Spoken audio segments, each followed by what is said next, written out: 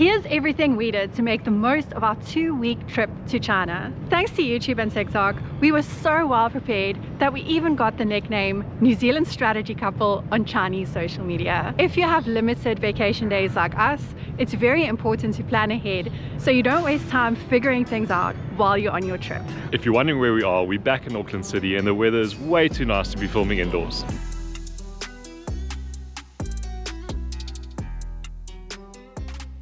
Let's start with all the apps you need, which you should download before you go. By the way, we've marked chapters for you below if you want to jump ahead to a specific section. Alipay and WeChat are the apps that we use the most. Make sure to set it up beforehand by connecting your payment card and completing the verification process. Both of these can be used for payments, and yes, we do suggest getting both of them in case one doesn't work, which happened to us, but one of them always did work. We'll also be talking about these apps later on in the video. In order to get around the Great Firewall of China and access all your normal apps, we suggest getting an Esim. We use Nomad and we suggest setting it up in your home country and then activating it once you arrive in China. We also advise saving the steps of how to activate it on your phone on a screenshot so you know what to do when you arrive, if you haven't used an Esim before. If you want to get a local number, you can get a SIM card at the airport. We didn't do that because our trip was too short, but in doing this you would have to get a VPN to access any apps. Trip.com is the app we use to book all our accommodation, our high-speed train tickets and attractions. We have never heard of the site before, but it definitely works well and is a lot more comprehensive than booking.com. There are many reviews and most places have videos as well. There's also a rewards program and we ended up with about 90 New Zealand dollars in trip coins with a whole trip in China. The last app we're going to talk about is a translator app.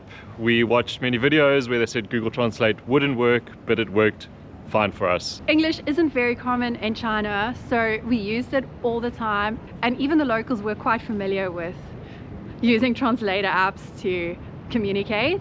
We took a lot of photos of menus or screenshots of websites, put it in Google Translate. Sometimes the translation would come out a little bit weird, like delicious fat chicken on the menu. But we kind of knew what it meant. Another thing to note is that a lot of the hotels use like a translator device and you just talk English into it and translates into the native Chinese language. So if you're worried about the language barrier, don't.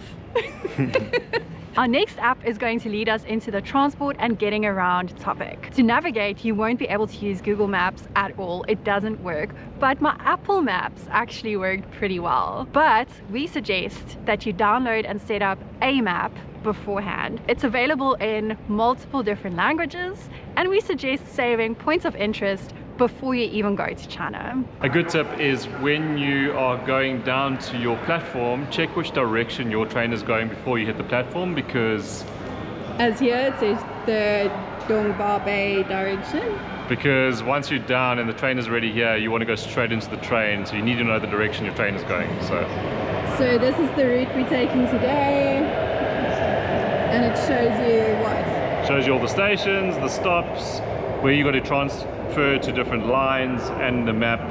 And it's quite useful because it shows which station you're going on. So the most stations we're going to go is, oh, it's not too many stations actually, 15 stops, there we go, on line 10. So it shows you all the stops, and then we transfer to the Airport Express. There are various ways to get around in the cities, like the metros, buses, bicycles, or your own 2 feet. Of course, our favorite was the metro. It was so simple to use. To access the metro system, you need an app called Alipay. You click on the transport button and it generates a code every time you get into a new city. So this is for Beijing. You literally scan this QR code to access the gate, and easy as that. You can buy tickets and all of that, but this is definitely the easiest way. Something that I absolutely love about the metros in China is that the carts have certain temperatures. This one is cold, and that is obviously my favorite one. Then you also get cool, which is slightly warmer. And I think it is super convenient, and for someone like me that's always just getting hot, now I have a good option. Another mode of transport to use is the buses, which is also very simple. You activate a different QR code on your Alipay app and you scan when you get on the bus for a flat rate. That's how it worked for us. Our biggest mistake was too much walking. If we could do it all over again, we would make use of the public bicycles from day one. Each bike has a QR code which, you guessed it, you scan with Alipay. You go through all the prompts and it unlocks the bicycle as well as a lot more kilometers to explore without sore feet, sore legs or sore back.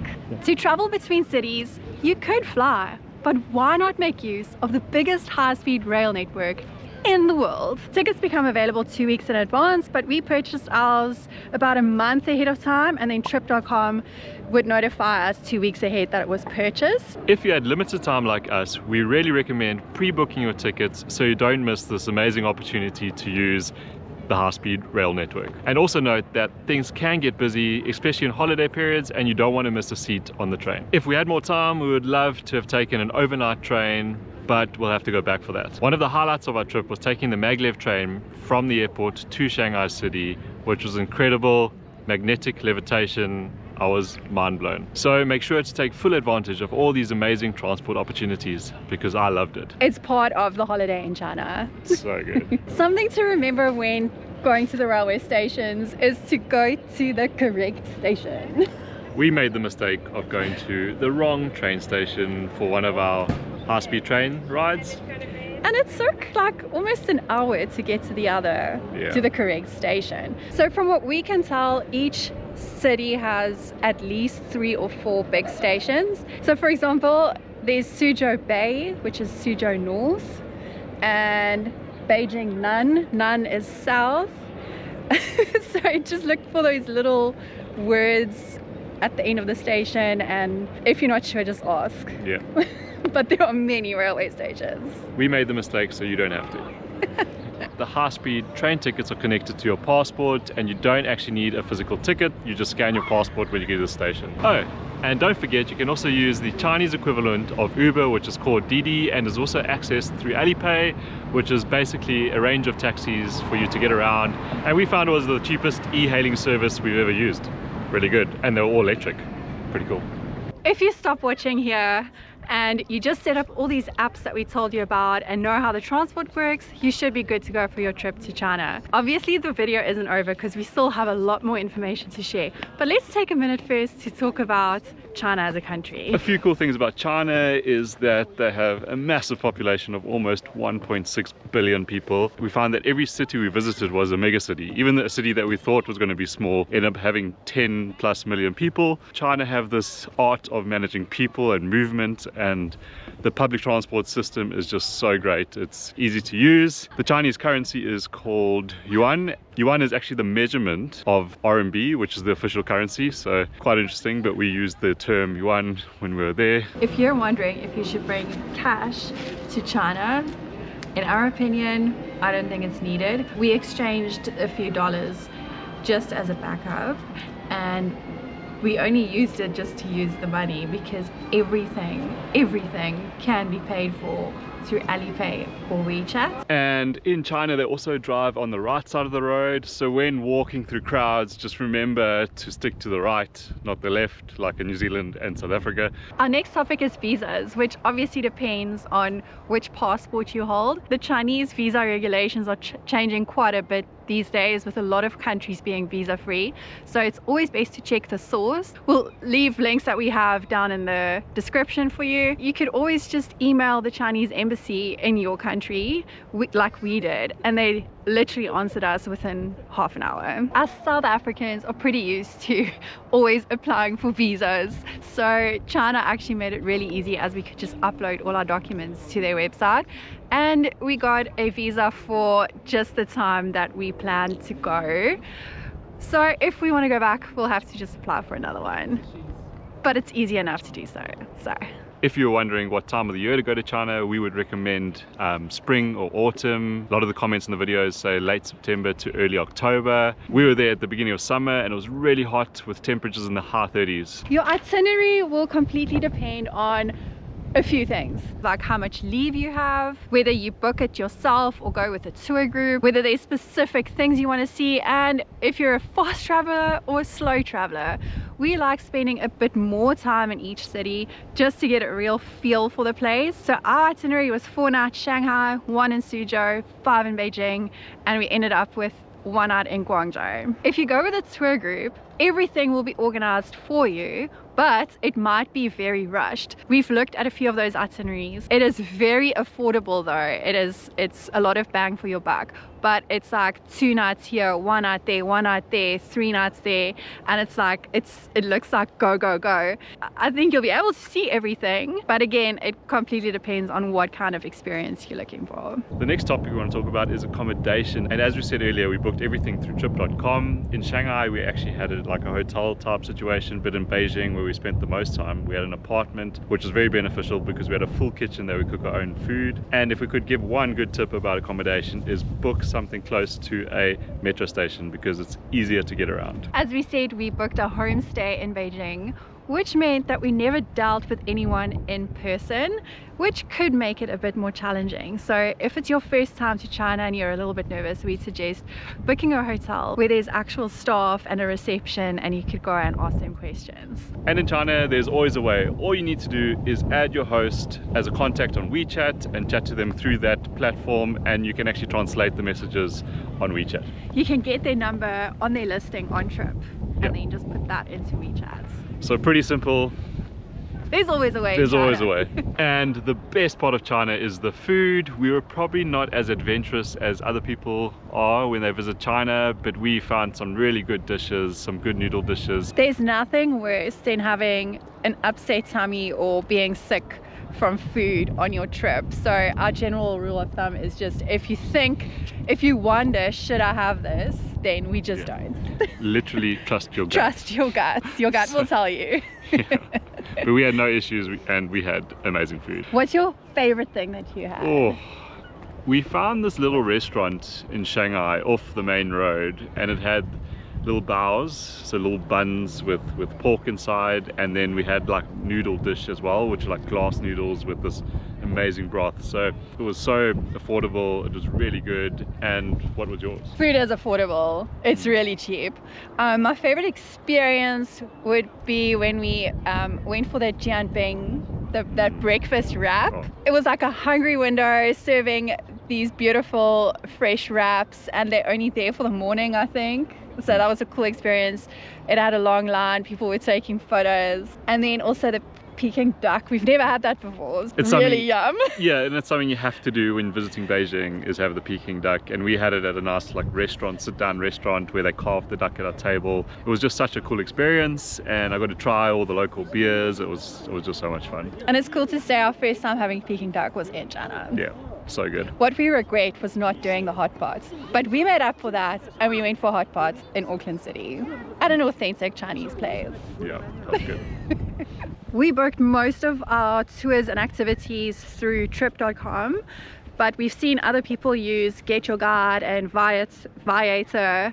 Also, these platforms are a bit more expensive than when you book it within the country, but then you have the opportunity to read reviews and see exactly what that tour is like before you book it. One thing that didn't quite work out as well as we hoped was when we booked through a random tour guide that we met in the streets to go to the Great Wall of China. It definitely was cheaper, but we went to a few stops that we didn't quite know of beforehand, but we still had a great day. So just be aware of that.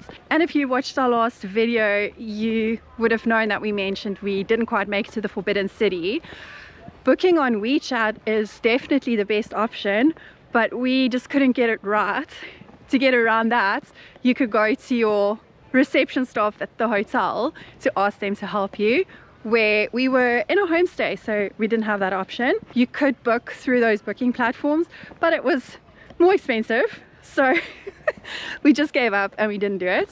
So if we go again, we would just book on one of those platforms, to be honest. So we have to go back to do that. Another reminder, everything is connected to your passport. Even when we went to Universal, we had to use our passport to get in. We want to end off our video with a few general tips and tricks. So the first one would be walking shoes, which I still don't have a recommendation for you. And don't make the mistake of buying new shoes a week before going to China. Turns out these shoes, can you see them? were actually better than the Hokas.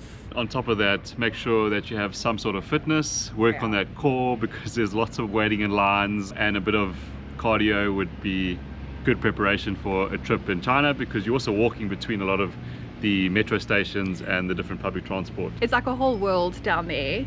So even if you think you're taking metros the whole time, there's so much walking underground. Work on your fitness, and also if you want to do stuff like the Great Wall of China, it's going to be a lot of climbing, so be prepared. We thought we were going to do a lot of shopping in China, so we packed really light, and when I say light, Craig's bag was like 15 kgs and mine was 17. Unfortunately, it didn't happen that way. The shopping centers are just so big, full of brands that we don't know, and the prices weren't as low as I thought it would be. I know I probably went to the wrong places, but I did quite a bit of research and I still couldn't find like where to go. So here's where you come in. If you've been to China, please give me your shopping recommendations, because my bag was as empty coming back as it was going there. But we got our prescription glasses. That is the one thing we wanted to buy in China, and let me tell you, it was an amazing experience. From the time we walked in, it took an hour and a half to have our eyes tested, for them to then go and make our glasses. 4 pairs. We each got 2 pairs. Yeah, and we were out after an hour and a half. In the comments, a lot of people shared their experience getting glasses. For example, here in New Zealand, where it would take 3 to 4 weeks to get your glasses back, 1 pair. And the cost would be like crazy. So if you go to China, get your prescription glasses, and they have places to do this everywhere. Yeah. In the metros, we went to the fake market, and there were like 20 to 30 stall holders where you could get your glasses done. We were so impressed with that. We actually didn't believe it until we got it ourselves. $400-ish for 4 pairs of prescription glasses. Craig has an astigmatism also. Yeah. And a pair of sunglasses each. It was really good. That price can't be beat. No. We also got the lady's number, and she said if we wanted to order our glasses in future, we can just send her a message on WeChat and she'll post it to us. If you're wondering what the plug situation is in China, we filmed a little segment standing in front of the plugs, so check this out. Before coming to China, we couldn't find much information about the plugs. Turns out you can use almost any plug. Here's my old South African plug for my hair straightener. That works. So this is a New Zealand plug. That works. This is the hair dryer plug that we have in China, and that also works. Not all the plugs have USBs, so we got this adapter here, and that's what the plug looks like. So there you have it, in case you were wondering about plugs in China.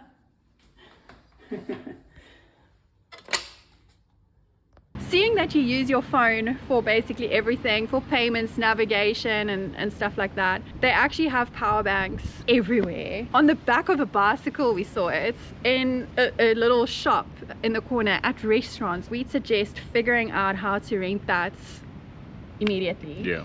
Scan your Alipay or WeChat and just go through the prompts. Use different brands if one doesn't work. We should have figured that out sooner. Yeah. It's really useful. We use it a few times and it's so cheap. How it works is you have to pay a deposit, which you get back afterwards, and then you pay for the amount of time that you use it, which is like a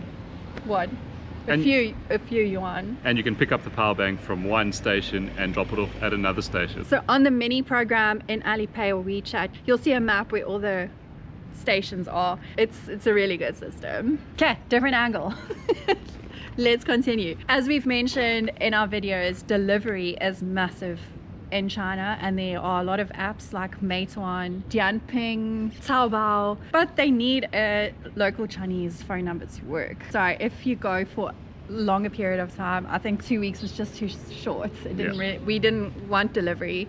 We were out in the streets the whole time. So if you want to make use of those apps, get a SIM card, get a VPN, and you'll be able to do it. I think Meituan is still only in Chinese. Yeah. But when I went on Dianping yesterday, I saw that it's available in English. There's a translate button, which wasn't the case when we were in China. Things in China go very quickly. They get sorted out super fast, because in my research before going to China, do you know that Amap was only in Chinese? Right. Then I saw a TikTok of a girl that said, hey guys, it's actually in English now. And now when we went on, it's like in Spanish. Yeah, and all different languages. there's like a few different languages that it's available. So so they're adapting quickly, so making it easier for us to travel.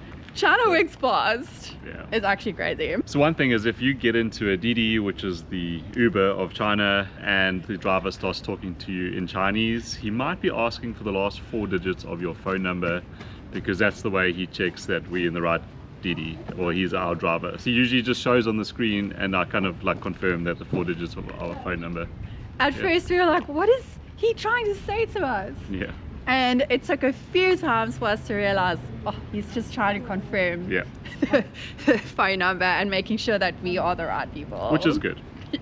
Interacting with the locals was definitely one of my highlights. Yeah, so good. And the times it happened was when we were just sitting down, taking a break, have open body language, look at people in the eye, smile, and then they just came over and spoke to us, and just embrace when people want to take photos with you. It is just so cool. Yeah. Learn a few Chinese words. We didn't know much, unfortunately. It's quite a tough language. So what I found is a lot of like the younger students and that would come and try and practice the English with you, which is a lot of fun, because that's the way we met people. Definitely the things that I would remember most Yeah. on a trip there. The people are just incredible. People. So. And just know you can't really go wrong with wherever you end up going, what your itinerary is, the activities you do.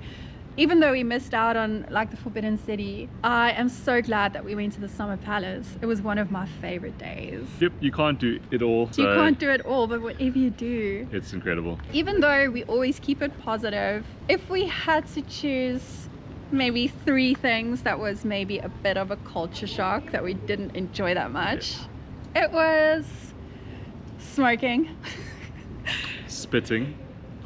and all the scooters on the sidewalk. Yeah. But we knew about these things before we were going to go, and we thought it would be a lot worse.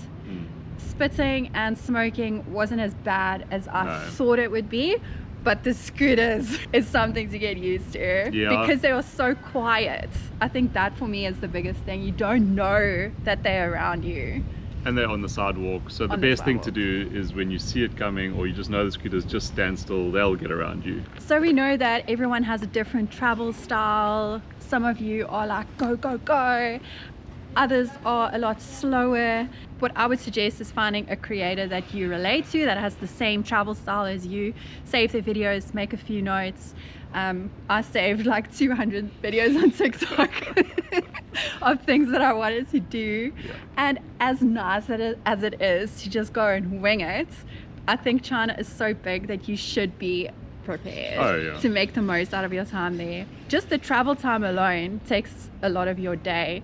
So if there's coffee shops that you want to go to, like look at the areas that they're in and make a rough itinerary, which we had. We didn't always stick to it, but I got to see all the things that I wanted to see. So I'll put all of this stuff together in a travel guide that you can download from our website.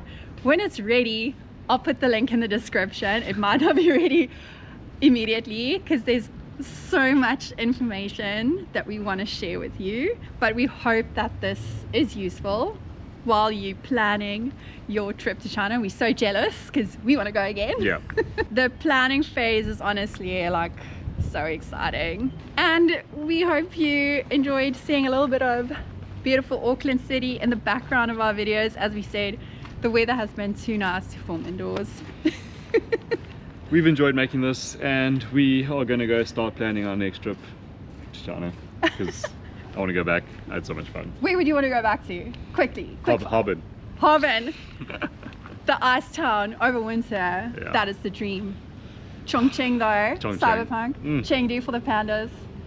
Guys, there's just so much to do in China. And back to the Great Wall for the marathon. Yes. And my dress up. And if you have any other tips that people should know about, please put it down in the comments. Thank you for watching. We'll see you in the next one. Our next one's going to be in New Zealand. Bye. If you're wondering what time of the year to go to China, we would No. Whether you book whether you're booking this yourself or if you yeah. It's windy. You could